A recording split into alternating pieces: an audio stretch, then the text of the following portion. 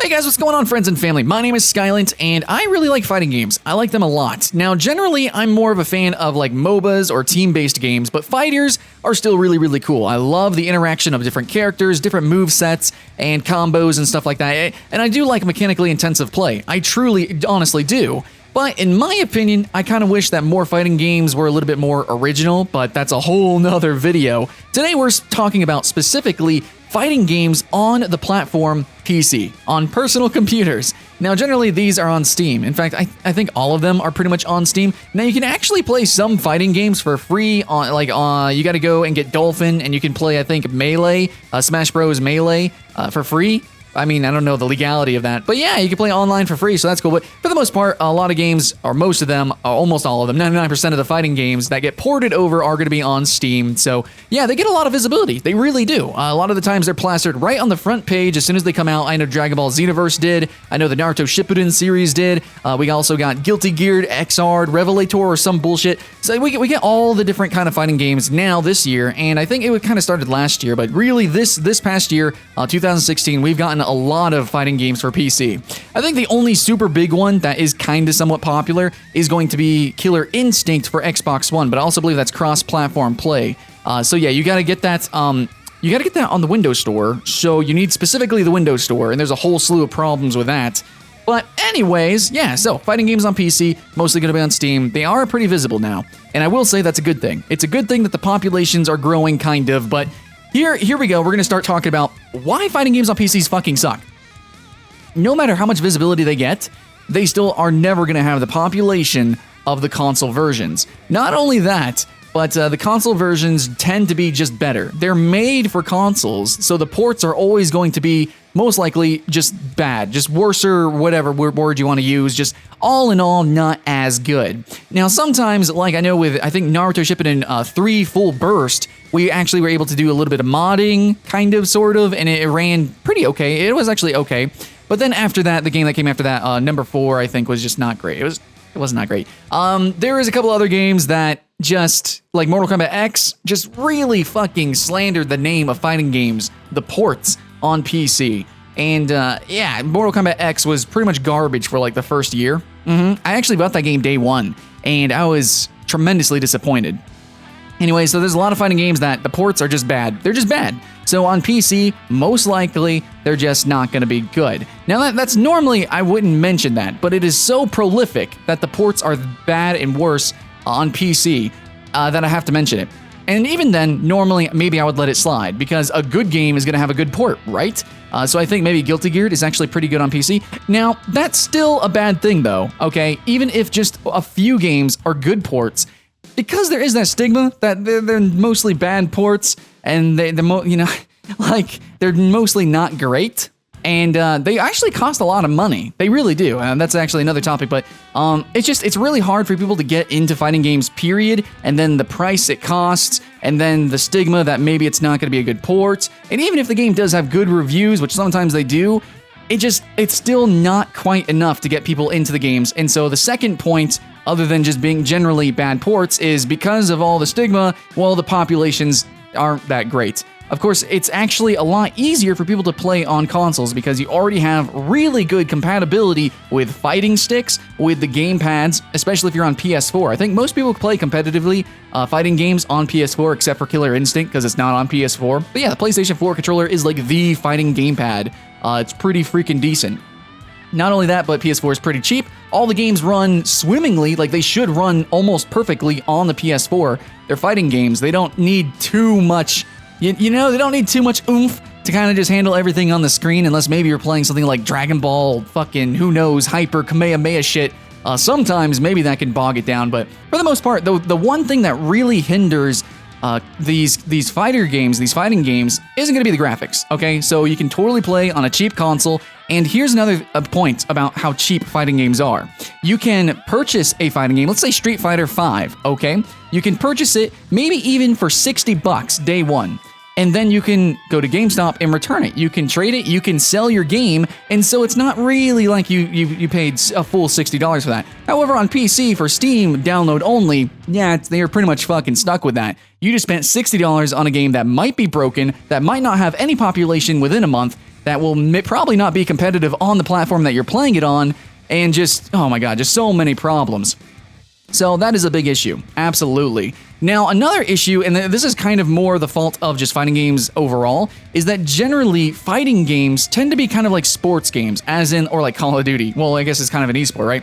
Is that every single year they come out with a new version of the game, and sometimes, a lot of the times, historically, you would have to buy this whole new version, you know, to be competitive, to actually play with everybody else, because everyone else is going to go to that new game. Now, that happened to me personally playing the Naruto games, because I was getting into them, they're fun, but now everyone moved on to the very, very new one, but really they didn't add too much, so I didn't feel like spending $60 again on PC, but now, especially because nobody plays on PC, you know, generally, most people moved over to the new game. Now, I literally cannot find a match. And I spent $60 on this game. I barely have been able to play it, and the story mode's garbage. It's not that great. Anyways, that's kind of a fault of the game, but the overall port of that game is just not good.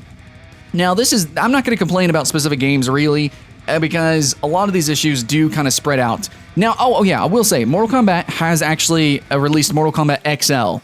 Now, I don't know what that's about, but yeah, fighting games love doing these new versions, right?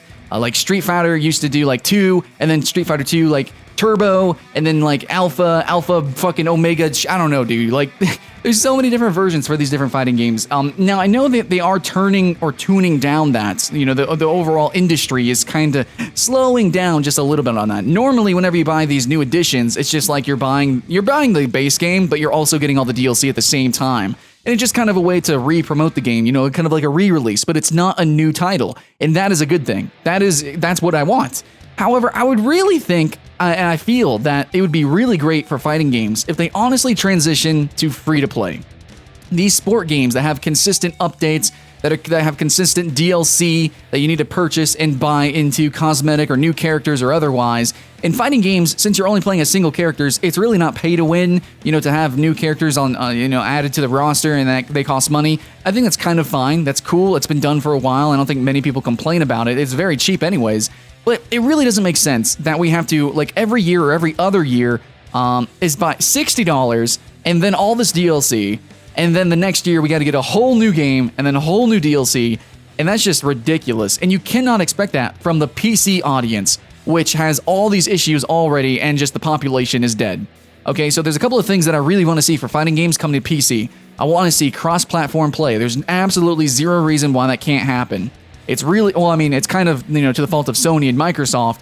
But I do believe Killer Instinct has crossplay. And I think Guilty Gear XR had crossplay, or maybe that was really just crossplay with PS3 and PS4. But we really should get more crossplay opportunities in multiplayer and specifically competitive games that really rely on that multiplayer aspect, because these fighting games have garbage single player. I haven't played a good single player since, I don't know, Soul Calibur 2, dude. Soul Calibur 2 had a really good single player. I played it for the single player. But anyways, these games need to have cross-platform play because we need the population up and running. Now, if you have more population, then maybe you can have the games be a little bit cheaper, either like, you know, it's $60 and then free DLC later on, or maybe you come out as a free-to-play game and then you do the DLCs. I really think a lot of people want the boxed versions though, you know, especially since they play on consoles, so $60 but free DLC I think is the way to go. I think that'd be pretty amazing.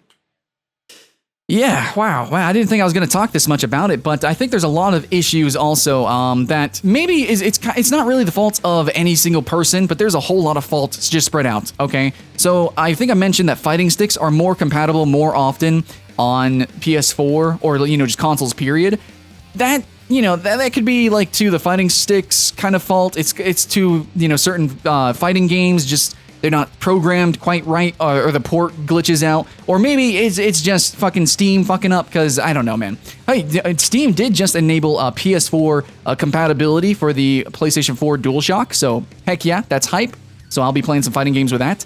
But yeah, it's kind of the fault of a lot of different people's. Sometimes they half work, you know, sometimes they only work at 90% capacity. It's, you know, there's a whole lot of reasons that fighting games just are very uncomfortable to really transition and get into on PC. Now, I have played a lot of them, actually, fighting games that are very popular, or were very popular. So Skullgirls was really cool. I played that on PC. Mortal Kombat X. I've also played, we got Rivals of Aether, which I demoed out. We've also got Brawlhalla. Brawlhalla is a fantastic game on PC. It is a Smash Bros.-like game. And I really think that there definitely should be more PC sort of like born and bred fighters. So we had Rising Thunder coming out, but it got bought out by Tencent. So maybe we're going to see a League of Fighters type of game, League of Legends fighting game coming out from that. But that was supposed to, that was being demoed out on PC there, and it was supposed to be like a very interesting and new take on the fighting game genre.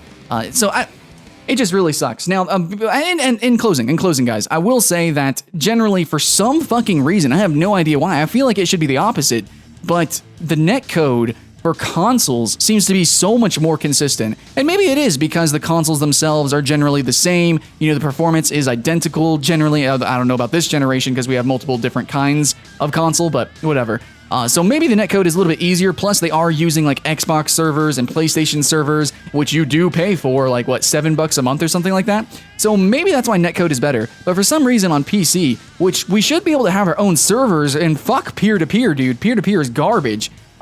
And then actually have like really good netcode and stuff, and we should have more availability being on PC, but we don't. And the ports are bad, the netcode's bad. Even if the netcode is good on console, it's going to be bad on PC, and it just sucks, man. For every reason why fighting games could be bad, and sometimes they're not that great, it's just so much worse on PC. So Street Fighter V, netcode isn't amazing, it's not perfect. Go on PC, probably unplayable to some people. Anyways, sometimes it's the reverse. Sometimes it really is the reverse, but it's just all sorts of random, and it just seems like the fighting game community hasn't really properly adjusted to PC gaming. And I think it's really because it's very much a console experience, especially since you're going to LAN parties playing these fighting games. You can bring your console much easier than your desktop PC, though maybe you could play on a laptop? Maybe? I don't know. Anyways, and it's just like you are going to be playing with the console gamepads, or you're going to be playing on your fighting sticks, and it's just overall like it was an arcade scene, and now it's kind of a console scene, and maybe we can transition to an all-around scene, We just need that cross-platform play, and we need developers to take ports a lot more seriously as a whole. But right now, yes, there are some good fighting games on PC. A lot of them had rocky starts, but there are some that are really, really fun. I like Brawlhalla. Mortal Kombat isn't so bad on PC anymore. There's Killer Instinct, but is that where the crowd is? Is that where the population is? And in a multiplayer game, we need that population. The answer is no. It's mostly on consoles. It's mostly on PS4. So that's a big problem. It's going to take a long time. It's going to move slow like a glacier, but I think slowly but surely, we are going to get that cross-platform play. We're going to have more devices that are more capable of playing on, PCs and different games, and we're going to be able to play fighting games the way we want to, when we want to, where we want to, with whom we want to, but it's going to take a long time because, fuck it, dude, fighting game community is pretty hard-headed, and so are its developers. So those are my problems with fighting games on PCs. They fucking suck. There's almost no point in playing them. However, if you do want a few that are pretty populated, I guess I could say, you can play Killer Instinct on Windows 10. I believe it's cross-platform. You should be able to do that. Also, Brawlhalla. Brawlhalla is pretty awesome. Now, if you can get a sale for Mortal Kombat XL, maybe try it out. Maybe do that. But honestly, its port wasn't that great at the beginning. It's a little bit better now. And I'm sure there's some others if you guys want to mention in the comments below. But thanks for watching, guys. I really do hope you guys have fun, and expect some fighting game footage from me in the future, especially with EVO around the corner. And I don't know, I'm pretty hype about it. So yeah, have fun, guys, and I'll see you in the next one.